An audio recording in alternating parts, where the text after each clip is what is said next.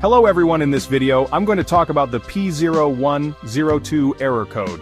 This code indicates a low voltage input from the mass airflow sensor, or MAF sensor. We'll explore how this issue affects your engine's performance and fuel efficiency. So, what exactly is the P0102 error code?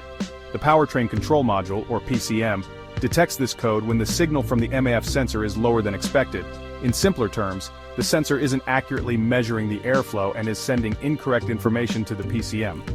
Common causes of this code include a dirty or faulty MAF sensor, wiring issues, problems with the air filter and air leaks. You might experience symptoms like the check engine light turning on, rough engine performance, black smoke from the exhaust, and difficulties starting or stalling the vehicle. Now let's talk solutions. To fix the P0102 code, you may need to clean the MAF sensor.